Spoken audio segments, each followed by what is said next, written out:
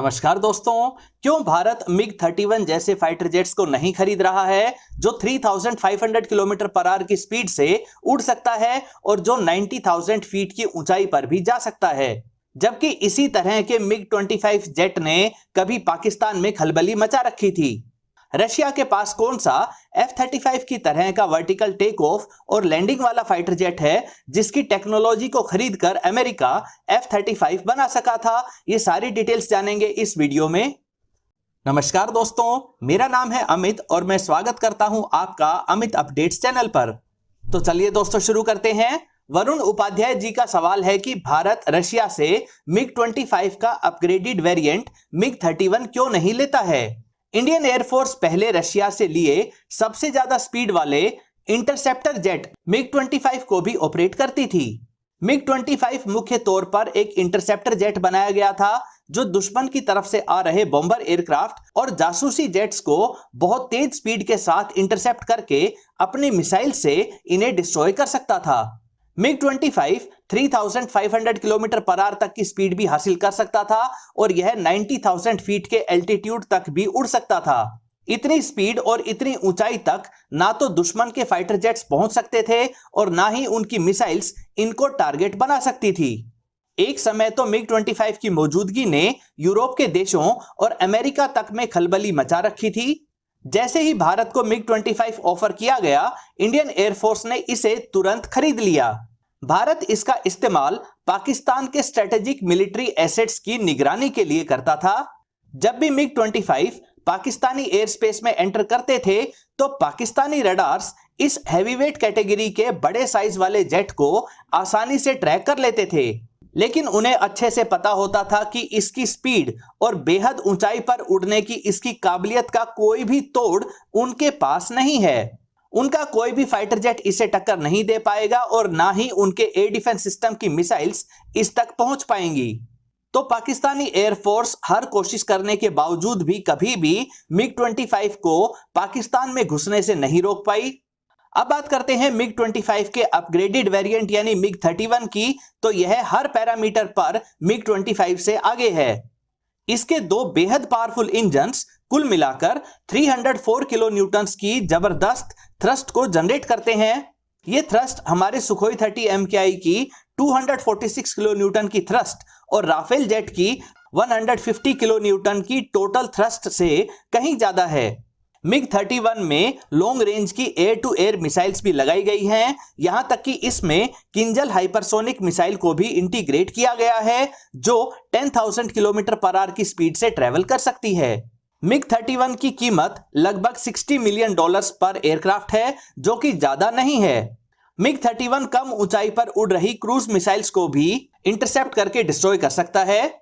फिर भी Indian air force ने मिग 31 को खरीदने में कोई इंटरेस्ट नहीं दिखाया। इसके पीछे के रीजंस को जानते हैं। पहला रीजन है इंडियन कंडीशंस में इसकी रिक्वायरमेंट का ही नहीं होना।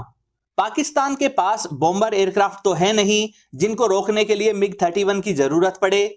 रही बात चाइना की, तो अब चाइना के पास S-400 समेत कई एडवांस्ड एयर डिफेंस सिस्टम्स मौजूद हैं जिनकी हाइपरसोनिक मिसाइल्स काफी बड़े साइज के मिग 31 को अपना टारगेट बना सकती हैं। दूसरा कारण है ज्यादा कैपेबल मिसाइल्स का डेवलप हो जाना। अब के समय में फाइटर जेट्स में जो BVR मिसाइल्स लगाई जाती हैं वो 5,000 किलोमीटर पर आवर की स्पीड से ट्रेवल कर सकती हैं, जो कि मिग 31 की मैक्सिमम स्पीड से कहीं ज्यादा है। यानी अब मिग 31 मिसाइल्स को आउटरन नहीं कर पाएगा। इसके अलावा मिग 31 सिर्फ तेज स्पीड से उड़ सकता है। यह दूसरे फाइटर जेट्स जितने मैन्यूवर्स नहीं कर सकता है। जहां दूसरे फाइटर जेट्स 9G तक के शार्प मैन्यूवर्स को करके मिसाइल से बचने का चांस रखते हैं, तो वहीं मिग 31 सिर्फ 5G तक के मैन्यूवर्स को ही कर सकता है। यानी लॉन्ग रेंज की एयर टू एयर मिसाइल से इसे बचा पाना बेहद मुश्किल रहेगा। तीसरा कारण है निगरानी और जासूसी के लिए दूसरे साधनों का आ जाना।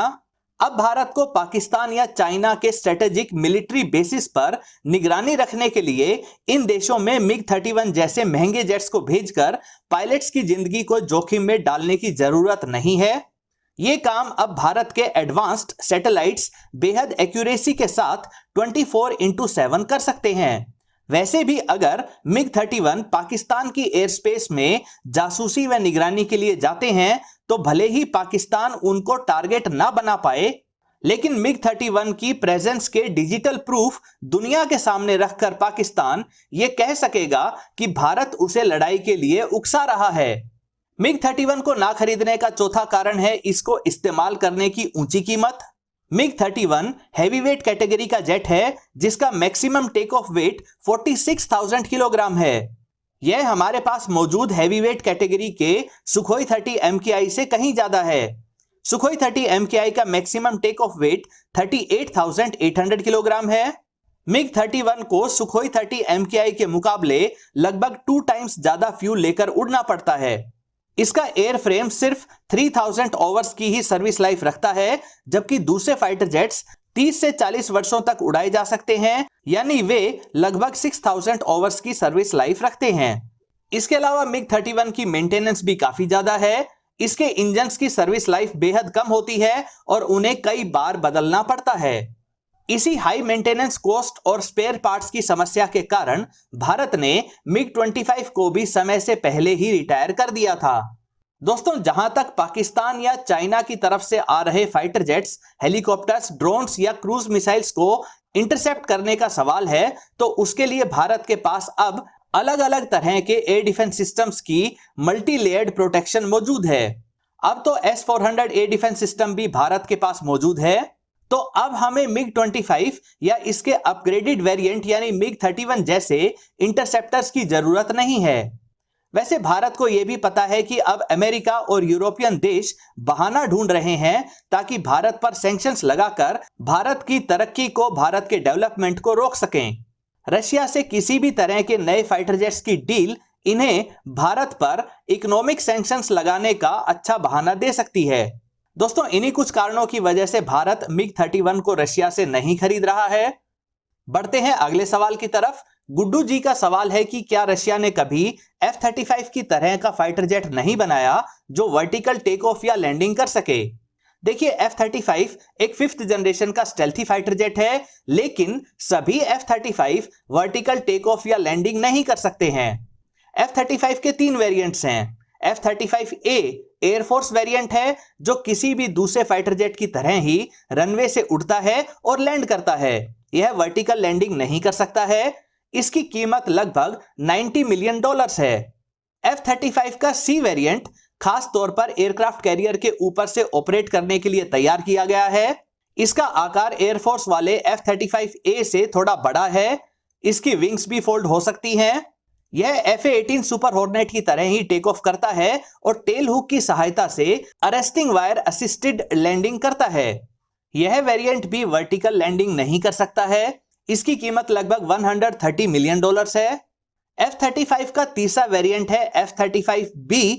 सिर्फ यही वेरिएंट शॉर्ट टेक ऑफ व वर्टिकल लैंडिंग की कैपेबिलिटी रखता है। इसके लिफ्ट फैंस और थ्रस्ट वेक्टरिंग नोजल्स इसे यह काबिलियत दे पाते हैं। F-35B को एयरक्राफ्ट कैरियर से छोटे आकार वाले हेलीकॉप्टर कैरियर से भी ऑपरेट किया जा सकता है।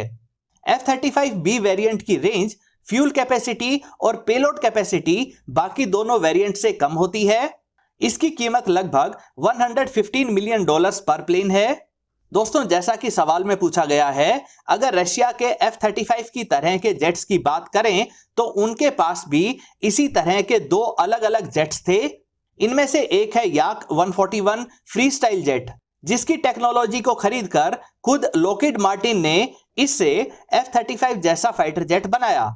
याक 141 में टोटल 3 इंजन्स लगाए गए थे। पीछे की तरफ एक पावरफुल 152 किलो न्यूटन थ्रस्ट का इंजन था, जिसे F-35 की तरह ही वेक्टरिंग नोजल वाला बनाया गया था। तो वहीं इसमें 41 किलो न्यूटन की थ्रस्ट वाले 2 छोटे इंजन आगे की तरफ भी लगाए गए थे। याक 141 एयरक्राफ्ट कैरियर पर ऑपरेट करने के लिए बनाया गया था। इसकी मैक्सिमम स्पीड मैक 1.6 थी और यह 3000 किलोमीटर की फेरी रेंज रखता था। सोवियत यूनियन के कई टुकड़े हो जाने के कारण इस वर्टिकल टेक ऑफ और लैंडिंग वाले प्रोजेक्ट के लिए फंड्स नहीं मिल पाए। अच्छा मौका देखकर अमेरिकी लॉकहीड मार्टिन कंपनी ने याक 141 की टेक्नोलॉजी खरीद ली और इसी टेक्नोलॉजी को और एडवांस्ड बनाकर F-35 जेट बना लिया। वैसे याक 141 से पहले सोवियत यूनियन याक 38 नाम से भी एक वर्टिकल टेक ऑफ व लैंडिंग फाइटर जेट बना चुका था। इसमें भी टोटल 3 इंजन इस्तेमाल किए गए थे। दोस्तों, ब्रिटेन ने भी हैरियर नाम से ऐसा ही वर्टिकल लैंडिंग वाला जेट बनाया था, जिसे भारत ने भी खरीदा था। लेकिन ये सभी जेट्स F-35B फाइटर जेट जितने कैपेबल और सक्सेसफुल नहीं बन पाए। दोस्तों, ये थे आपके कुछ सवाल जिनके सटीक फैक्ट बेस्ड जवाब तलाशने के लिए मैंने जितना हो सका उतनी रिसर्च की। उम्मीद करता हूं ये वीडियो आपको पसंद आई होगी। अगर ये वीडियो आपको अच्छी लगे तो इसे लाइक करिए, दोस्तों के साथ शेयर करिए और चैनल को सब्सक्राइब करना ना भूलें। नमस्कार।